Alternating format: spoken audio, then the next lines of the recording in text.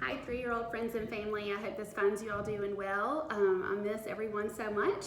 Wanted to come to you today with some quick tips and tricks for cutting.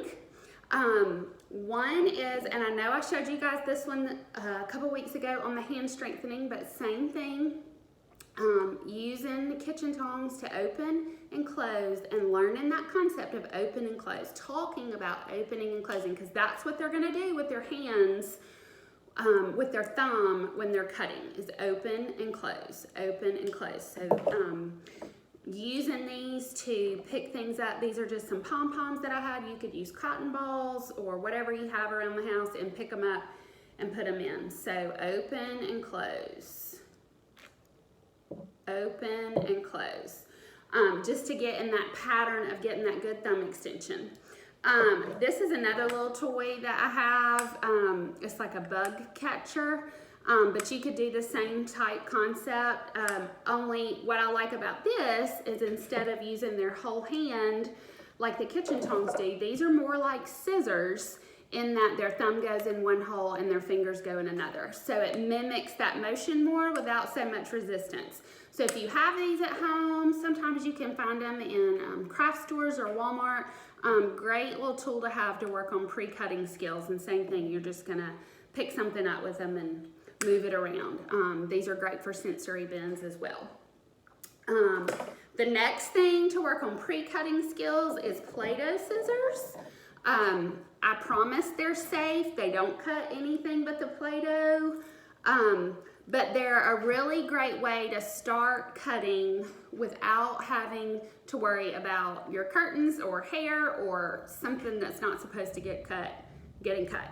So the first thing I like to do is teach kids thumbs up. So you can work on this even when you're not working on cutting. If they do something great, give them a thumbs up and ask them to give you one back, because that thumb extension is what they need to really be able to cut. So just practicing thumbs up is a pre-scissor skill. And the reason I teach thumbs up is that we use our thumbs up to cut. So you're gonna keep your thumb up, your helper hand, that's the other thing, their non-dominant hand, I call it their helper hand.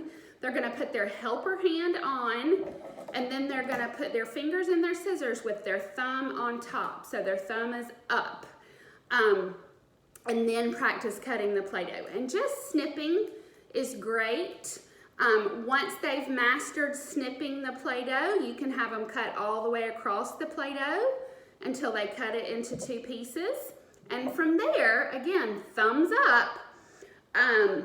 The next step would be to have them snip paper with scissors. Now, when you give them a little piece of paper, this is cardstock, so it's gonna have more resistance and be harder to cut, but it's not going to flop around like this piece of paper. So the best thing to do is just kind of experiment with your child, but if you give them just a smaller piece of paper, it won't be so floppy, and then they can hold it and just snip on the paper.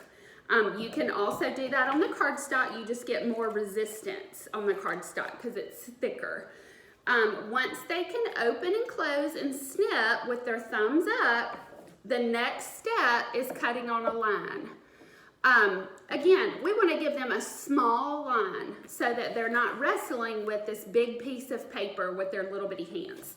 So what I've done here is draw a nice thick line so that they can be successful. Even if they go to the right or the left a little bit, they're still successful staying on the line. And then I put this star sticker here as a place for them to know where to put their thumb with their helper hand. So they're gonna put their thumb on the star and then get their scissors with their thumb up and cut, open, close on the line. And that is a great place to be at the end of the 3-year-old room. And if your child is not cutting on a line, that's great. If they're snipping, that's great. If they're just practicing picking things up, that's great. We are just looking to go to the next step always. I hope you all are doing well, and I hope to see you soon.